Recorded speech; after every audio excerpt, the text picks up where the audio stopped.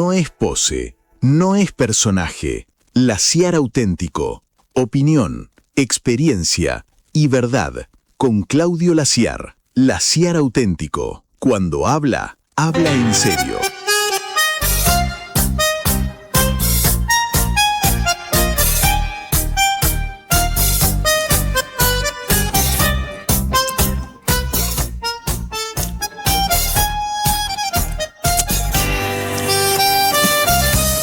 Bueno, ¿cómo les va? ¿Cómo andan? ¿Qué se cuenta por allí? ¿Todo bien? Imperdible un día de esto, yo le voy a decir a la chica, disimulen, no prendan la luz de aire, no hagan nada, porque los comentarios que tenemos con Carla Bebacua, que me antecede desde Afternoon, no tienen desperdicio, espectaculares. Bufandas, gorros, todo eso tejemos con Carla, que es divina, además, y que hemos compartido pasillos de otro medio, allá lejos y hace tiempo. Bueno, ¿qué día, señor, qué día? Me preguntaba Carla hace un rato cómo me trataba el frío. Yo vivo en una zona bastante alejada del centro de la ciudad, por elección. Dice Juanito Serrat, me tiran más los barrios que el centro de la ciudad. Eso es maravilloso. No, porque además, toda mi vida viví en lugares, digamos, con árboles y con un montón de cosas. Me ha tocado vivir en zonas en La Plata. En los primeros tiempos viví en un departamento en pleno centro, muy cerquita de Plaza Moreno. En Buenos Aires trabajaba en una oficina, mientras estaba cursando el primer año del ISER. Trabajé pocos meses. Un tío muy querido que ya no está me había hecho entrar a trabajar en la Unión Ferroviaria. Y me dice, nene, ¿vos qué título tenés? Y esto para que se rían mis compañeros del secundario, a los que quiero con el alma. Soy perito mercantil especializado en técnicas bancarias e impositivas. Yo no sé llenar un cheque. Es decir, sí sé, pero no me gusta.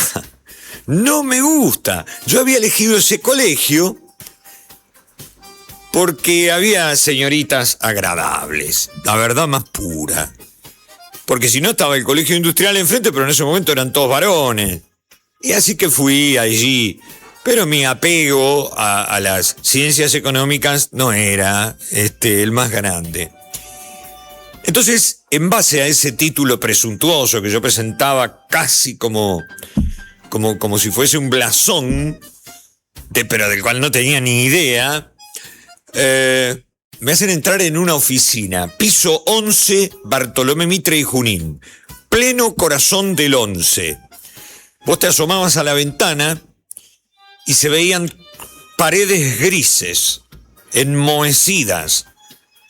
Yo digo, ¡ay, qué dolor! Yo venía de Junín, de jugar al fútbol, al tenis criollo y de boxear en la calle. Imagínate. Yo hacía el noticiero del viejo y querido Canal 2 de Junín.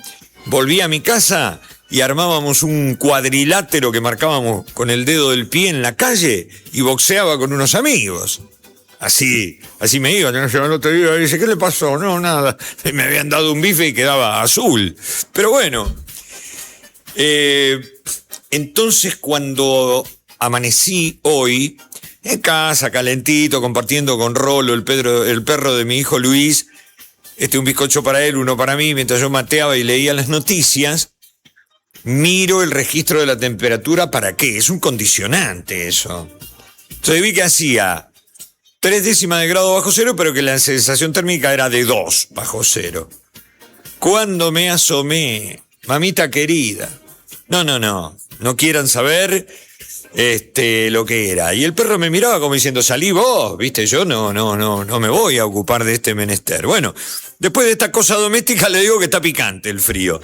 No le cuento nada nuevo, si vos vivís en Azul, hace un frío de caerse, vivís en Olavarría, en Tandil, vivís en Bahía Blanca, en Cerri, cerca de Bahía Blanca, mamita querida. Es que el invierno se tomó en serio su laburo y está haciendo un fresquete de Padre y Señor nuestro. Bueno, varias cosas En un rato, si podemos y si nos puede atender, vamos a estar hablando con Daniel Bucico, que es uno de los delegados del Ministerio de Trabajo de la provincia aquí en General Pueyrredón, que atiende varios distritos además. Hoy hay un paro docente. Nosotros estamos en Fampton, nos encuentran en fampton.net.ar. El WhatsApp 223-437-7506. Se aceptan puteaditas leves. Leves, digo, porque mamá no tiene la culpa que yo sea como soy. Entonces, díganme a mí, pelado de tal por cual, pero a mamá no, por favor, así está en paz. En Instagram, @fampton.indeer. En Facebook, fampton.indeer. Y el mail, hola@fampton.net.ar. Está todo el equipete, está Mayra, está Aldana, está Camilunguis, está Federoso. Con Federoso hemos creado una... ¡Ay, a Manu que me tapaba la columna! Che, creamos una empresa con Federoso. La Eficiente. Y el eslogan es... Se arreglan caños a domicilio. ¿Y de qué otra manera arregla un caño? Le pierde caño, un caño pierde agua, tiene que ir a la casa del tipo. Pero queda lindo eso de a domicilio, ¿viste? Bien, bueno. Paro docente. Hay legitimidad en el paro. Primero lo digo, hay legitimidad. Acá hubo un episodio, no sé si ustedes se enteraron en otras latitudes, pero el año pasado hablé con una chica, Morotía Arocena, es una chica de Necochea, que una mamá no estuvo de acuerdo con que ella reprobara a su hija en un examen, fue y le pegó una pateadura de Padre y Señor Nuestro. El otro día en un jardín de infantes, el 922, que es un jardín de infantes del ámbito municipal, pero que forma parte del sistema oficial de educación, a una de las chicas también vino una madre y la maltrató. Yo sé que vivimos en una sociedad que está mal. Ahora, hay cosas que no pueden consentirse. Los que tienen varios calendarios sobre el lomo, como es mi caso, solemos tener en mi época eso no pasaba. Claro, pero en mi época y en la suya, había cosas que estaban garantizadas. Por ejemplo, estaba garantizado que la persona más modesta, que vivía en una casita construida con latas y con maderas, podía morfar en su casa. Aún el más postergado vivía en una villa, pero tenía una casita, un techo, se guarecían. Hoy muchas de esas cosas son quiméricas, no están al alcance de muchos argentinos. Para que se sepa, 4 de cada 10 pibes no tienen lo elemental. ¿Le digo lo elemental? No tienen 4 comidas, ni 2. A veces 1. A veces. Ya eso es una desventaja. ¿Por qué? Porque una criatura con frío y con hambre, no le pidan que se concentre en la tabla del 3. No va a poder. No va a poder. Su cabecita va a viajar, se va a ir. Entonces, ahí está la primera postergación que tiene esta ingrata vida que nos toca. Miren, se cumplieron esta semana, Fey, te llegó no sé si era una foto o qué, lo del presidente. Voy a contar una historia que me fue contada en primera persona. El 28 de junio, es decir, hace 2 días, se cumplieron 60 años de una de las historias más ignominiosas políticas de las muchas que tiene la República Argentina. El señor que vamos a ver en pantalla, ahí está, Arturo Humberto Ilia, médico nacido en Pergamino, en la provincia de Buenos Aires, médico de pueblo, médico de familia, una persona honorable. Esa foto está sacada en un acto donde el presidente saluda a sus granaderos. El cuerpo de granaderos a caballo es el ejército que tiene la custodia presidencial. El esposo de mi madre sería una especie de padre putativo mío. Aprendí mucho de él y espero haberle transmitido cosas yo también. Me contuvo, me ayudó, cuando me tuvo que reprender me reprendió. A veces no coincidimos en cosas, como le pasa a cualquier ser humano. Fue granadero y formó parte de esa guardia. Lo que me contó Cacho, el esposo de mamá, es que el trato que el presidente Ilia tenía con sus granaderos era de hijo. El granadero debe estar impertérrito, duro, en un pasillo parado o en el salón de pasos perdidos o en la explanada de la calle Rivadavia. Entra el presidente, el granadero se cuadra y se queda tieso. El hombre se paraba y le decía: buen día, hijo, ¿está bien? Buen día, hijo. ¿Se entiende lo que digo? El 28 de junio de 1966, hace 60 años, llegó un ultimátum que le decía al presidente: presidente, retírese o lo vamos a atacar con todas las fuerzas de las que disponemos.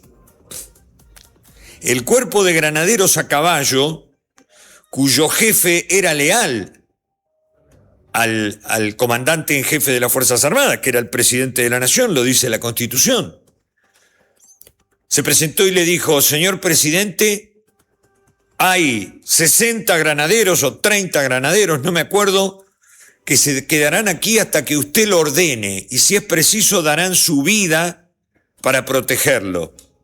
¿Saben cuál fue la respuesta de Arturo Umberto Ilia? No, hijo, no, vaya, no tiene caso. Ustedes han cumplido con su deber. Decime si encontrás un solo tipo hoy día en toda la grey política que tenga la catadura moral de ese presidente, al que se lo tildó de tortuga, lo ridiculizaban.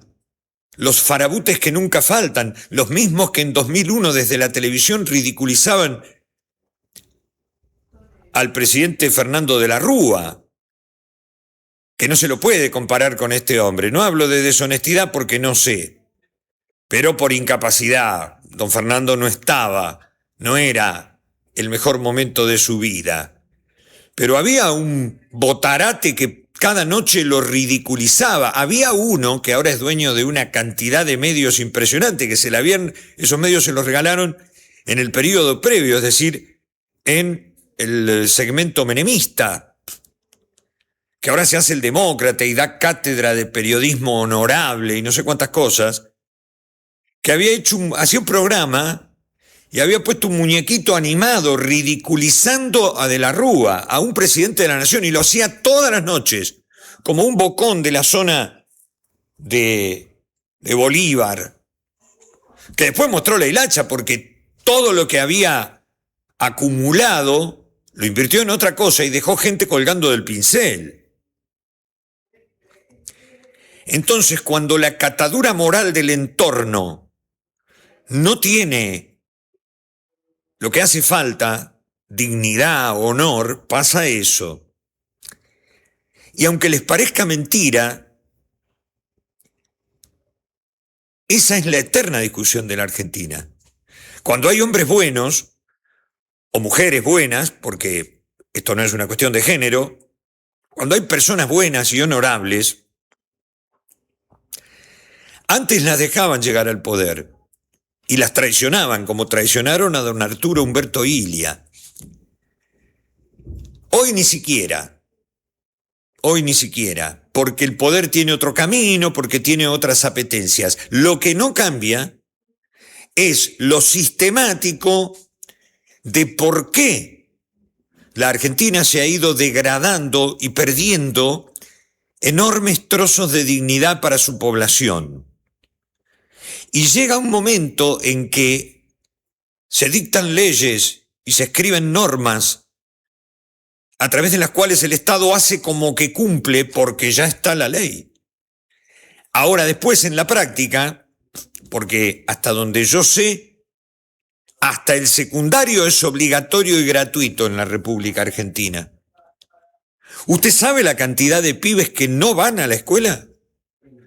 Ni hablar del preescolar, ni hablar del primario, ni hablar del secundario. Entonces, una ley, el Estado se escuda diciendo, hay una ley que asegura la gratuidad de la educación pública. Pero no te dice que 4 de cada 6 pibes no tienen lo suficiente. Y ahí vuelvo a algo. Un nene, una nena, una criatura con la panza vacía y las patitas frías no se puede concentrar y pierde ritmo de aprendizaje respecto de sus compañeritos que sí pueden.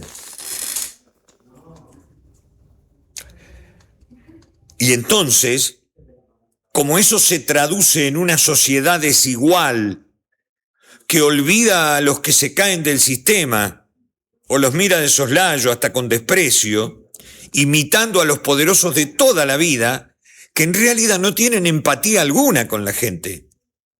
Fingen.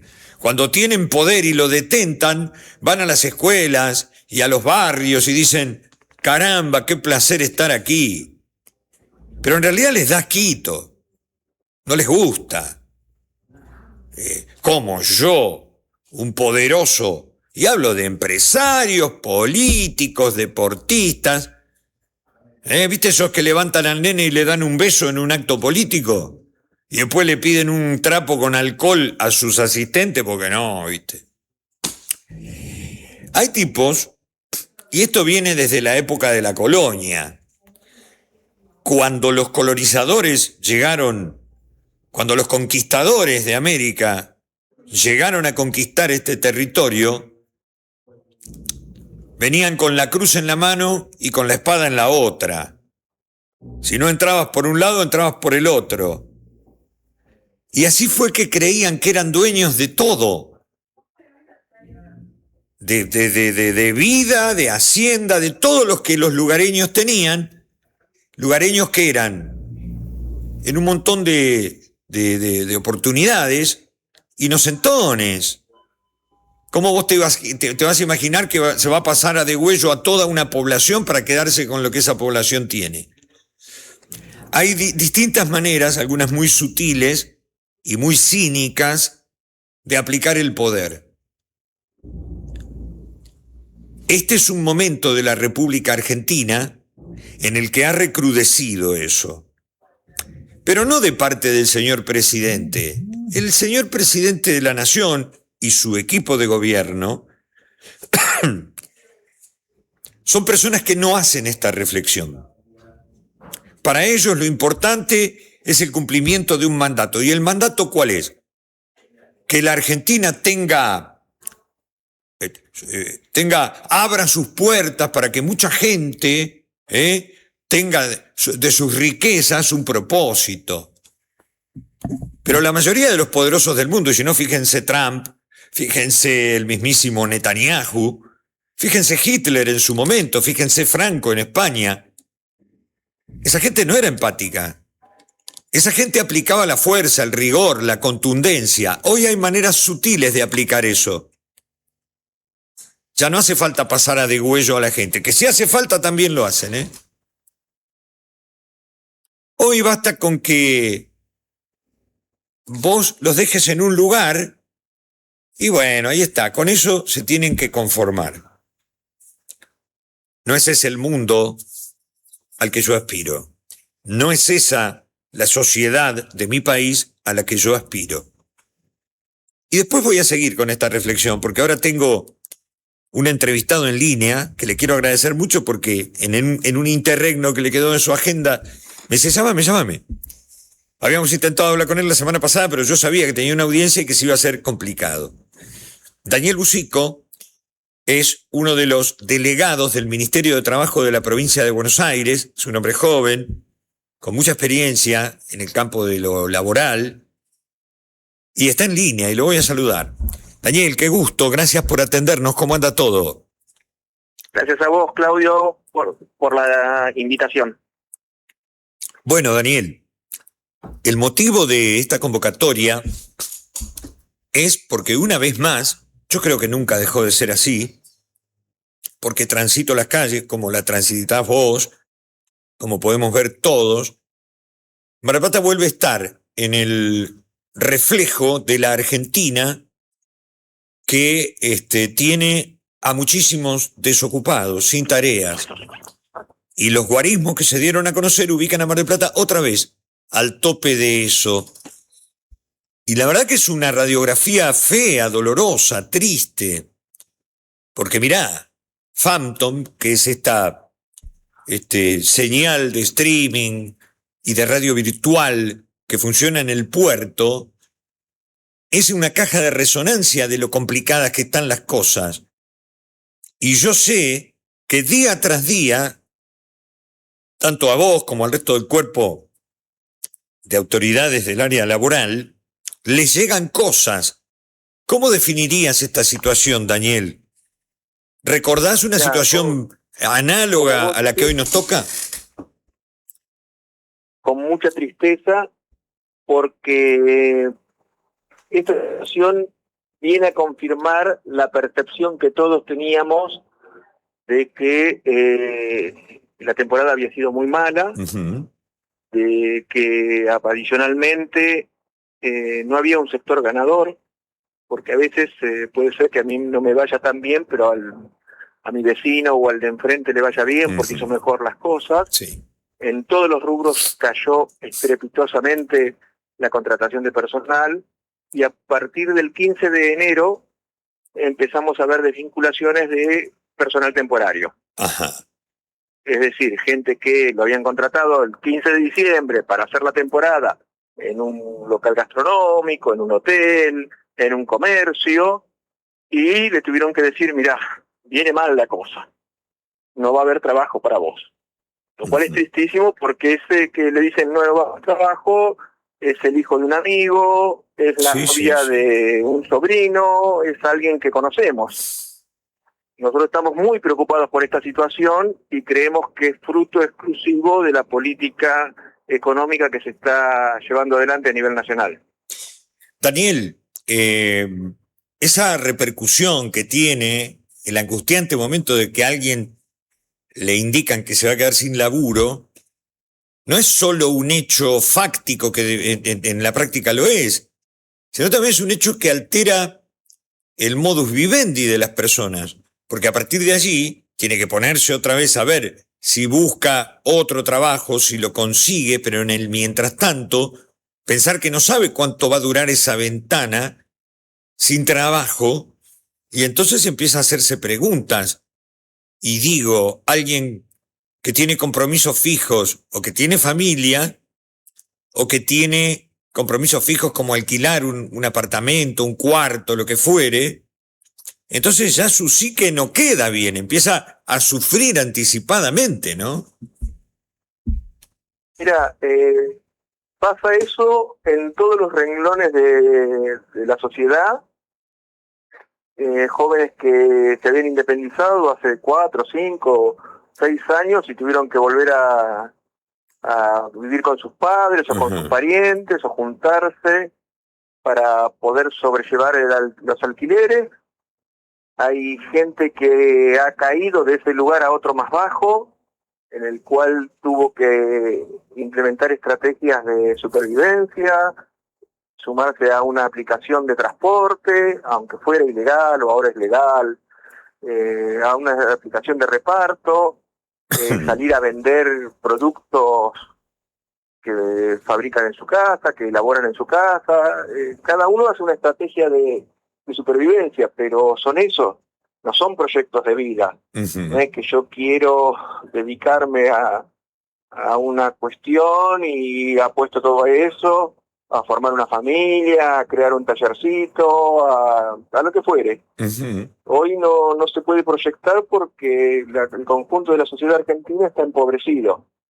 Y todos los sectores consumen un poco menos. Lo que sucede es que hay muchos sectores que están por debajo del consumo, Claro. el consumo esperable para una sociedad como la Argentina, que se ha enorgullecido durante años de sus tasas de crecimiento, de salud, de educación. Todo eso está en crisis en estos momentos. Ujú, ujú. Hay un área que vos conocés específicamente y es el área de los trabajadores de comercio. Hay también una gran incertidumbre. Aquí hemos hablado con todos los sectores. Aquí ha estado el presidente de la Cámara Textil de Mar del Plata. Aquí ha estado el titular de APYME. Aquí han estado los representantes de las cámaras. La otra semana estuvo y volvió porque ya había estado en su momento Hernán Escroja, el del área de la Asociación Hotelera y Gastronómica de Mar del Plata. Y todos coinciden en que desgraciadamente, inclusive algunos se están retirando de la actividad, pero pasa también con grandes firmas o con empresas que vos decís, che, tienen 50, 60 años de historia y lamentablemente se terminan retirando. La semana pasada fue en Balcarce una planta que procesaba papas, familiar de casi 50 años y tuvo que desprenderse de sus trabajadores. Eso es un asunto muy triste porque, digamos, la debacle es grande. Si yo se hablaba de 50 trabajadores en Balcarce, de acuerdo, en el campo hay un refrán que dice, de acuerdo al culo son los azotes, ¿no? Si tenés un caballito medio gordito que no le falta comida, vos le das un poco con el talero. Pero si está flacucho, y hoy la sociedad argentina está flacucha, imagínate vos en una ciudad de 50, 60, 70 mil habitantes que 50 familias se queden sin sustento. Y te ha tocado y ha pasado por el ministerio. Eso es una cosa muy triste, Daniel, muy compleja. Mira, el fondo del tema creo yo que es la falta de un horizonte. Por supuesto ha cambiado el consumo, no tenemos que ser obtusos y creer que podemos todavía consumir como consumíamos hace 20 años, hace 30 o hace 50. Uh-huh. Pero las empresas, todas, han tenido estrategias para adaptarse a los nuevos tiempos. No es que se siguen vendiendo en el mismo sistema que vendían cuando los fundadores la crearon. Exacto. Y hay empresas que han atravesado 2 o 3 generaciones y han supervivido a eso. Lo que sucede en este momento, mira, yo te voy a dar un dato que es alarmante para mí. El Ministerio de Trabajo le certifica a los trabajadores registrados que son desvinculados de las empresas para que puedan cobrar el fondo de desempleo del ANSES. Sí. En el año 2025, nosotros, durante casi todo el año, hasta septiembre por lo menos, hacíamos 2 o 3 de estas firmas por día. Uh-huh. Es decir, que había un promedio que podríamos establecer en 10. A partir de enero de este año, ese número se duplicó y triplicó, y hoy, que tengo el dato fresquito, hoy hicimos 11 certificaciones para que esa gente, o sea, 11 trabajadores formales perdieron su tarea, su trabajo, su ingreso en los últimos tiempos. No fue hoy, por supuesto, porque es un trámite. Claro, sí. Pero quiere decir que esas 11 personas que hoy le firmamos para que puedan ir al ANSES a finalizar el trámite para cobrar el fondo de desempleo, en los últimos 20 días, 30 días, perdieron su trabajo. Uh-huh. Y eso es todos los días de la semana hábiles, con lo cual los números son escandalosos. Es decir, se está perdiendo trabajo formal, registrado, de calidad, y pasamos a trabajo mal registrado, en negro, como se dice habitualmente, y con condiciones de trabajo paupérrimas. Daniel, yo no sé si existe un estudio que pueda determinar qué porcentaje de conflictividad, pero es altísima los requerimientos que hacen las personas que tienen complicaciones laborales, y esto los obliga a ustedes a estar permanentemente generando expedientes, buscando conciliaciones. Yo imagino que eso debe ser un porcentaje muy elevado. A veces cuando hablamos de la justicia, vos hablas fuera de Mar del Plata y te dicen, Mar del Plata, y dice, uno de los ámbitos de mayor conflictividad y uno de las ramas del derecho que más genera situaciones litigiosas. Hoy, por supuesto, está el tema del delincuente común y un montón, pero el fuero laboral no da abasto, y eso se refleja en la tarea de ustedes. Claramente, mira, nosotros tenemos un equipo muy prestigioso de profesionales del derecho que asesoran todos los días gratuitamente a los trabajadores que se acercan. Los 4 profesionales que están todos los días intentan conciliar situaciones muy enojosas, personas que le deben 2 o 3 meses de su salario, personas que un día le dijeron no vengas más y no podés darle una respuesta, gente que niega la relación laboral. La conflictividad nace en principio de la falta de respuesta. Vos lo sabés porque también has estado en otros lugares, sí, señor. En una ciudad quizás tan importante como esta, pero más pequeña, y en tu crianza estuviste en un pueblo prácticamente. Sí. Los trabajadores argentinos son buena gente. Obviamente. Todos son buena gente. Uh-huh. Es decir, vos me podrás señalar, no, pero en este caso en particular, nadie quiere hacer un juicio, nadie quiere...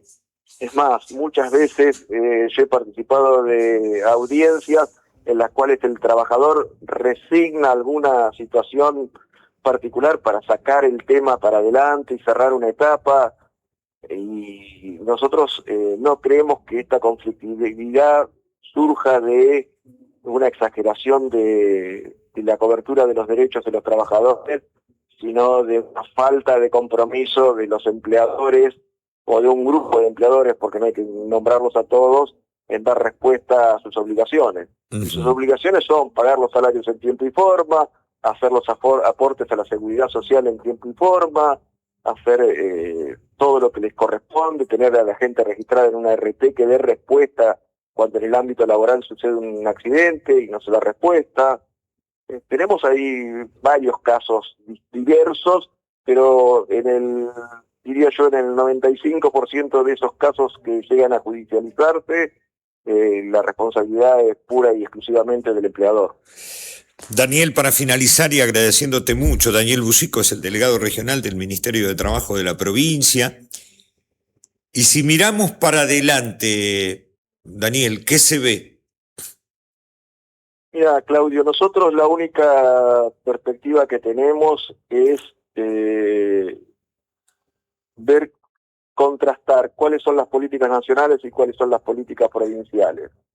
A una provincia a la cual que hasta hace unas horas fue ministro del Interior, y los anteriores ministros del Interior y Gabinete nunca han recibido al gobernador para intentar crear un canal de diálogo para solucionar los problemas no solo presupuestarios, sino de distintas índoles que hay entre la nación y la provincia. Una provincia que ha sostenido, tenemos el orgullo de que el ministro de Trabajo siempre lo repite, esta provincia de Buenos Aires no ha desvinculado a un solo trabajador estatal de la provincia de Buenos Aires.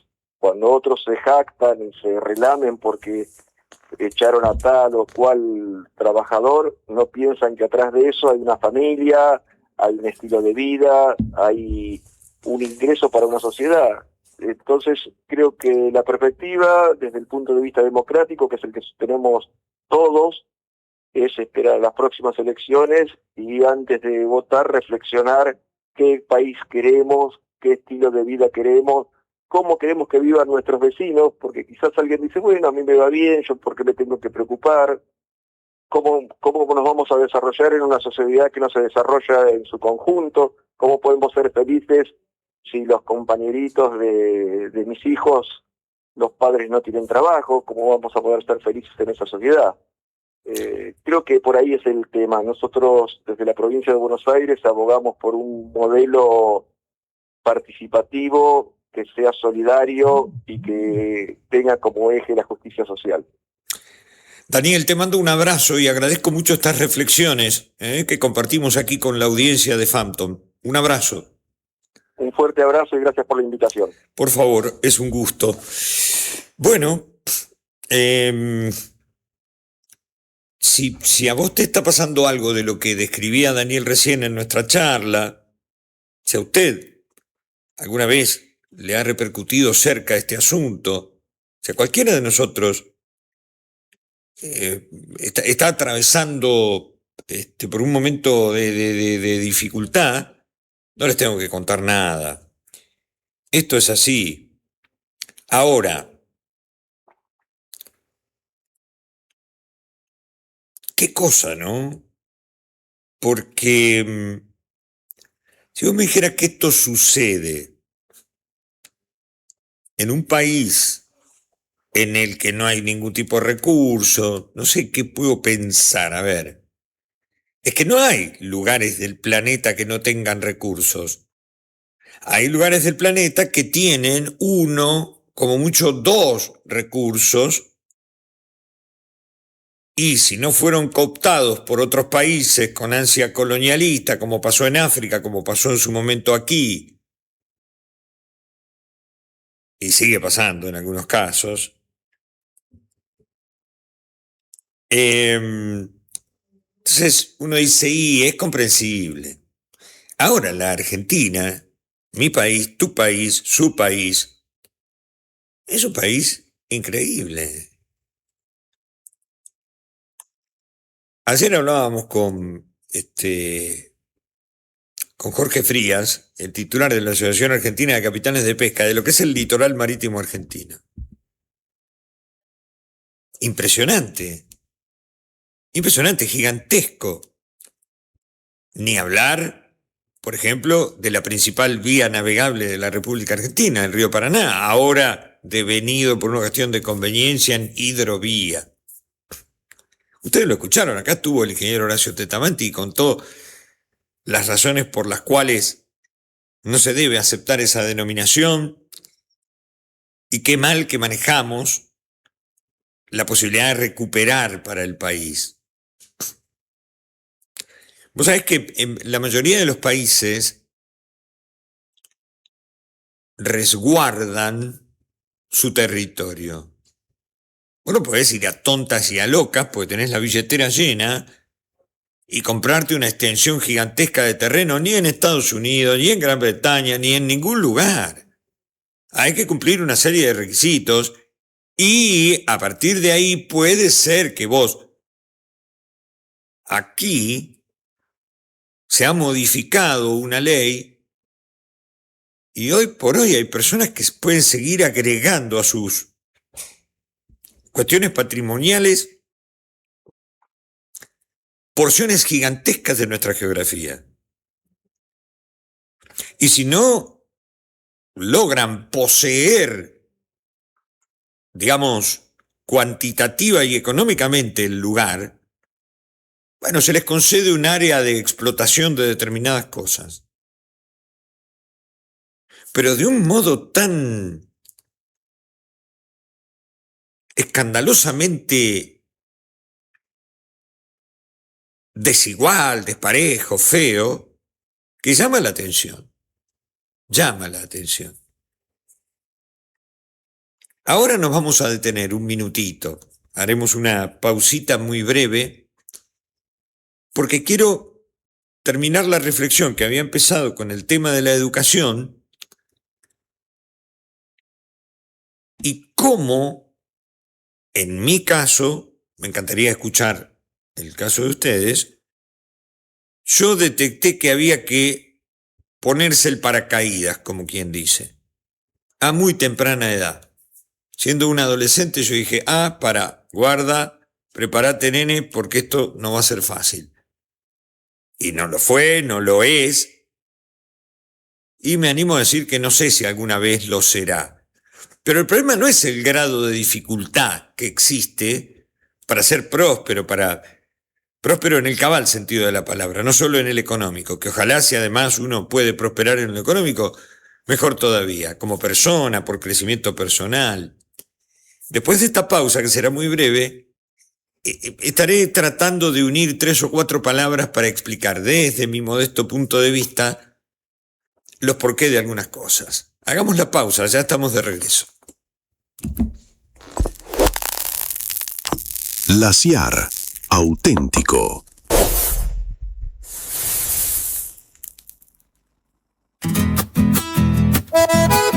Parrilla Asador Criollo La Tranquera.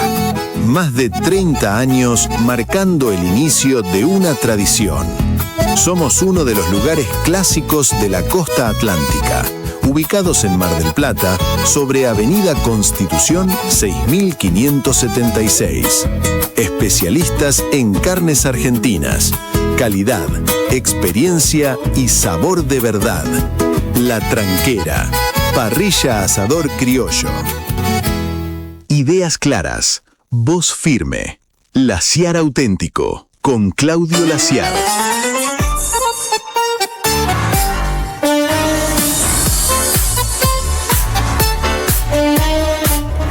Yo no sé si son claras las ideas, sé que son ideas y las expreso lo más claro que pueda, pero es perfectamente válido que si usted tiene otra opinión, me la confronte, no hay ningún problema. Para eso está nuestro WhatsApp, el 223-437-7506, o el mail, hola@fampton.net.ar. Porque uno no tiene a Dios agarrado de la barba, uno no es el dueño de la verdad, uno elucubra ideas desde su leal saber y entender e intenta, lo cuenta, lo hace público. Hay algo que es bueno tener en cuenta. Hablo desde la experiencia de haber vivido distintos periodos de la vida nacional que explican perfectamente por qué llegamos a donde estamos hoy, ¿eh? Usted podrá decirme, no, pero yo lo prefiero. Bueno, no, listo. Mi abuelo, que no fue a ninguna universidad, pero la universidad de la vida le regaló mucha experiencia, decía, sarna con gusto no pica. O sea, si a vos te gusta creer en algo, aunque la realidad demuestre que es diferente y vos querés creerlo, no hay ningún problema. Estás en todo tu derecho. Yo acá no me quiero llevar puesto a nadie. Dicho sea de paso, están en el entretiempo Costa de Marfil y Noruega. Están ganando los vikingos por 1-0. No me diga que lo hizo Haaland. Y mira, no sé, ¿eh? A ver, déjame ver. Ese grandote le pega con el Tujes y hace goles. Es increíble. Aunque hubo un tiro aparentemente peligroso para Costa de Marfil. Bueno, a ver, ¿dónde tengo? Golazo de Antonio Nusa para Noruega ante Costa de Marfil. Mamita. Bueno, ahí está. Esto fue a los 38 minutos, un gol de Noruega, Antonio Nusa. No suena muy noruego ¿no? No tengo ni idea de quién es Fede, pero... Bueno, cuestión que está ganando Noruega por 1-0, con el gol de Antonio Nusa.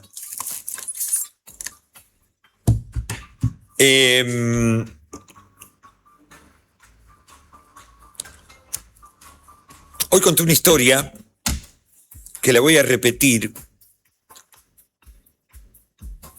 porque pinta un poco la razón de estas cuestiones. El haber mostrado la fotografía del presidente Ilia no fue caprichoso. Se cumplieron 60 años de su derrocamiento, que debería ser una de las cosas más vergonzantes de la historia, como otras interrupciones a procesos democráticos, como había ocurrido en el 55, como ocurrió en el 30 con Hipólito Yrigoyen.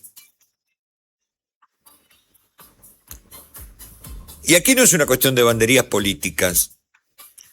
Aquí la cuestión pasa por poner claramente blanco sobre negro y determinar por qué razón pasa lo que pasa. Retrocedamos en la historia, hagamos un juego de imaginación.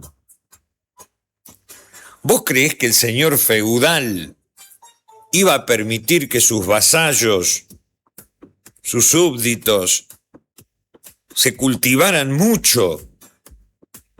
¿Vos creés que tenía en su agenda de interés que los tipos aprendieran a leer y a escribir y que entonces iban a llegar a lo que tuvieran a su alcance en ese momento y desarrollar el conocimiento? No, no. No, porque de esa manera vos le abrís la mente a alguien y no avives giles que se te vuelva en contra, dice el refrán. Eso no lo inventamos nosotros, la historia lo cuenta. Cuando hablé de Federico Pizarro, Federico se llamaba, ¿no? El Conquistador. May se llamaba Federico Pizarro, ¿no? El Conquistador, sí. Bueno. Cuando hablo de otros que oprimieron a pueblos en el mundo para quedárseles con los que les pertenecía, y esto viene desde la época del Imperio Romano y antes también, no les interesaba el destino de esa gente, les interesaba lo que podían sacarles. Y así los imperios se fueron expandiendo. En algunos casos llevaron adelantos, pero porque les servían a ellos también. Se habla a menudo, el acueducto de Segovia en España, es una obra del periodo romano, construido con las técnicas constructivas de los romanos, que son maravillosas, pero había un sometimiento. La historia dice y recuerda que en el Imperio Romano no se ponía el sol, porque la idea era que abarcaban todo lo que en ese momento, hasta donde se conocía. Pero no era con el afán de decir, ay, ¿por qué no ingresan a nuestro moderno sistema? No. Era a espada y lanzazo, no había otra manera. ¿Cómo fue la conquista de América? Entonces, hoy, aunque algunos siguen practicando esa barbarie de someter a otros por la fuerza, hay maneras más sutiles, pero no menos efectivas, de someter a otra gente.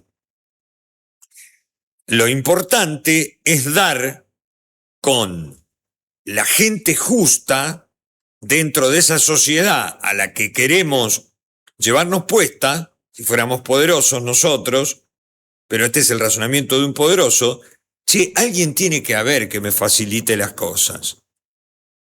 Entonces a ese alguien lo mantienen, lo sostienen, lo proyectan y le dicen, representanos a nosotros, esto va a traer prosperidad para ese lugar.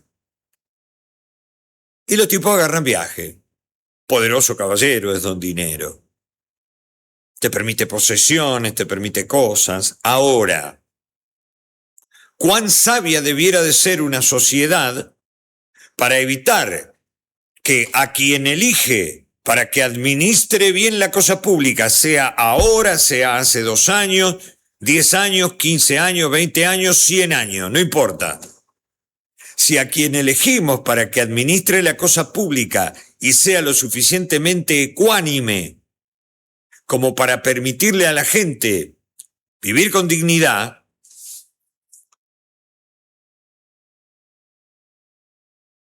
que no se dé vuelta la taba y que esa persona a la que ungimos, sea hombre o mujer, termine siendo un entregador a cambio de prosperidades que le prometen. Entonces, vuelvo a la pregunta inicial. ¿Ustedes creen que el señor feudal estaba preocupado por la ilustración de sus de la gente que habitaba su feudo? No. Lo importante era que doblaran el lomo, que se esforzaran, que hicieran cosas para seguir enriqueciéndose el señor feudal. Hoy hay políticas en el mundo que funcionan así. Y si el otro se ilustra o no se ilustra, es más, una persona no ilustrada que no conoce, no tiene idea de cuáles son sus derechos, no tiene idea de que existe algo mejor, de que lo normal no es laburar 14, 15, 16 horas por día y tener que seguir adelante por lo que sea. Hoy en la República Argentina, en provincias del NOA y del NEA, del noroeste y del noreste, hay gente que vive prácticamente en cuevas, en lugares que no tienen ningún tipo de resguardo, ni agua potable, ni baño instalado, que van a buscar agua al río que está contaminado, áreas que en su momento eran tierras cultivables y que ya no lo son, porque este asunto del boom de determinados cultivos ha hecho una tala gigantesca, que ya había empezado la forestal, aquella empresa inglesa que venía a llevarse el quebracho y el tanino para curtir los cueros del ganado que se llevaban también de acá.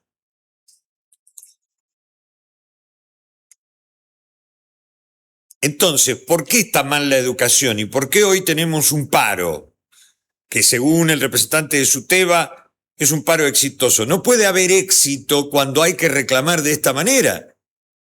Y cuando el reclamo lo que hace es seguir postergando a los que son destinatarios de ese esfuerzo. Pero no es culpa de Gustavo, que es un tipo bárbaro y muy cordial y muy honorable. Es un sistema perverso. Hoy por hoy, vos reclamás y no tenés respuestas. ¿Sabés qué pasa con eso? Deviene abstracto. Y entonces el que reclama es visto por sus representados. Dice, pero este no hace nada. ¿Cómo que no hace nada? Está haciendo. El problema es que desde los ámbitos donde deben llegar las respuestas, estas no llegan. Y la degradación de la educación no es un hecho casual, es un hecho programado, sistemático, dolorosa y tristemente es así. Y voy a terminar con una reflexión personal. Yo hice el secundario entre 1974 y 1978. En esos 5 años hice mi secundario. Es decir, que arranqué con Perón, que estaba vivo, que se murió el 1 de julio. Mañana va a ser 52 años que eso pasó. Con lo que tenía ese momento de la Argentina, la AAA, el Ejército Revolucionario del Pueblo, el ERP, el MTS, todos confrontando en la calle, una locura. Algunos querían hacer eso porque no encontraban otro camino y otros instaban a otros a que lo hagan con unas fuerzas armadas que habían demostrado en varias ocasiones deslealtad al poder civil. Si acabábamos de dejar atrás el proceso de Lanuse, Livingston y de Onganía. Porque, digamos, en la vida de una persona 10 años es mucho, pero en esa línea de tiempo de consolidar estructuras, no es nada. Ahí empecé el secundario. En 1976, cuando estaba cursando el 3er año del secundario, interrupción al sistema institucional de gobierno. Derrocamiento de Isabel Perón, que había sucedido, Isabel Martínez, de Perón, a su marido muerto el 1 de julio del 74. Yo tenía una profesora, no importa el nombre, no tiene sentido, que pertenecía a la High Society de mi lugar de origen, mi querida ciudad pueblo de Junín. No era ni buena ni mala, como decía Borges de los peronistas. Los peronistas no son ni buenos ni malos, son incorregibles. Esta mujer, que era profesora, y muy buena profesora, muy buena digo porque te exigía, pero no era buena porque le gustaba la parte de la historia de la que ella formaba parte. Y formaba parte de una parte de la sociedad juninense de entonces con poder. Yo la miraba cuando pasaba a dar la lección. Yo era bastante vago para estudiar, pese a que la historia me encanta, y quise ser profesor de historia, y yo veía el desprecio con el que esa mujer nos miraba a los pelilargos adolescentes malolientes de aquella época. Desprecio, literalmente desprecio. Claro, porque cantábamos la marcha de la bronca, porque empezaba a iluminarnos el camino un tal Carlos García Moreno, a la sazón Charlie, y otro flacucho, el flaco Mestre, que cantaban canciones que le hacían pensar feo a los pibes. Y otros queridos artistas que por suerte modelaron y maceraron mi adolescencia. Aquella mujer se sentaba, se sacaba el zapato, lo colgaba en la punta de su dedo gordo del pie, y mientras lo hacía bailotear, miraba despectivamente a sus alumnos. Aquella mujer resultó ser integrante de una familia que estuvo vinculada al poder de facto y que desgraciadamente se pudo comprobar después que hasta entregaron a personas, como pasó en la noche del apagón en Jujuy, en los ingenios azucareros, como pasó en Tucumán, como pasó acá en Mar del Plata. Una concomitancia de intereses cívico-militares para que el que pensaba distinto le cortaban el cogote.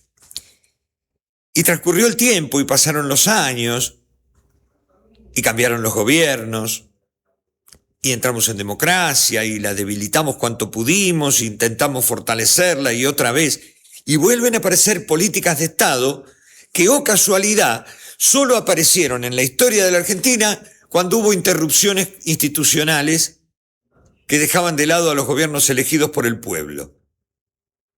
Pero es tanta la persuasión, es tanto el disimule y es tanta la habilidad de los poderosos que solo se podría empardar si el pueblo estuviese lo suficientemente instruido como para discernir lo bueno de lo malo, lo conveniente de lo inconveniente. ¿Se entiende por qué la educación está como está? Un poquito tiempo antes de volverme, después de haber estado casi 6 años ocupándome de la salud de mi padre, paso por una elegante casa ubicada en el centro de la ciudad, donde moraba esta mujer, integrante de una familia poderosa. Cuando digo poderosa, esas que determinan cosas. Vos sí, vos no, eso. Justo había coincidido con una victoria de Sarmiento de Junín y un ascenso a la primera división que fervorizó e hizo celebrar a muchísima gente con alborozo inocente de celebrar lo cotidiano. Y paso caminando por la puerta de la casa de esta mujer, una casa preciosa con una reja de hierro forjado carísimas. Las rejas solas valen más que tu departamento, que la casa que yo habito. La reja sola, una porción de esa reja es más cara que todo eso. Y unos metros adentro, donde está edificado este bonito chalet, se encontraba esta mujer, aquella que miraba con desprecio a los adolescentes malolientes de los 70, que le daba asquito escuchar: yo formé parte de un ejército loco, tenía 20 años y el pelo muy corto. Bronca porque ríen satisfechos al haber comprado sus derechos.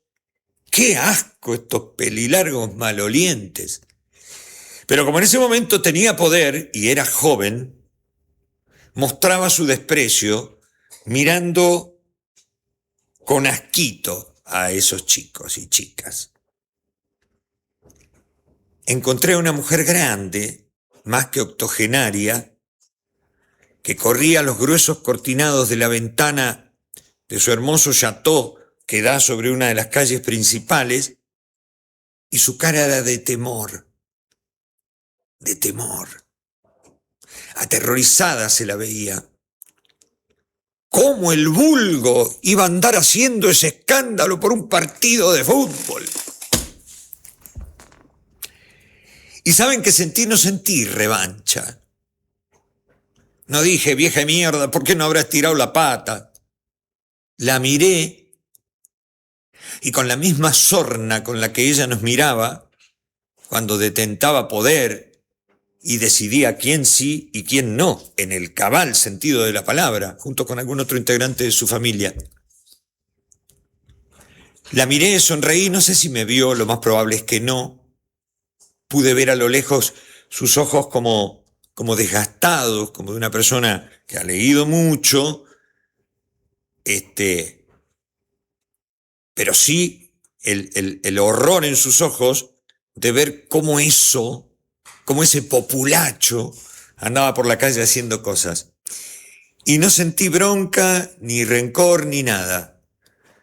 Sentí una profunda pena por esa vieja decrépita que ya no tenía poder, pero que seguía mirando con asco al común.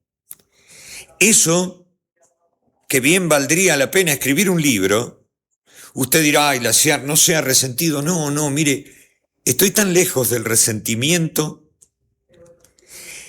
Estoy cerca de propiciar un espacio en el que no me guarde nada. Y este es uno de los lugares donde me encanta reflexionar, porque, insisto, usted puede llamar y decir, ¿por qué no sacan a ese tipo? O usted es un burro, no entiende nada. No lo crea. Entiendo bastante. Y las razones por las cuales opino como opino es porque parte de todo eso feo, malo, de ese poder mal puesto al servicio de una persona solamente mirando su interés, sea este legítimo o no, es el que me autoriza a hablar de este modo. Dice Juanito Serrat, nos quitan a todos el pan y la sal. Entre esos tipos y yo hay algo personal. Gracias por estar allí. Insisto, puteaditas leves, así mamá no se pone nerviosa, porque en todo caso el chueco soy yo, el desgraciado soy yo. No, mamá no tiene nada que ver. Ella concibió a su niño con mucha ilusión. El niño hoy tiene más años que un terreno, que soy yo. Gracias de verdad. Y nos encontramos mañana, seguramente habrá otros asuntos de los cuales charlar. ¿Cómo sigue este Fatulín Federoso del Fóbal?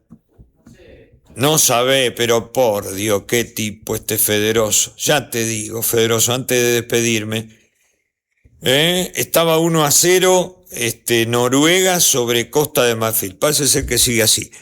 Que tengamos una buena jornada. Mañana nos volvemos a encontrar ahí cerquita de las 14. Gracias por todo. Phantom, la radio digital.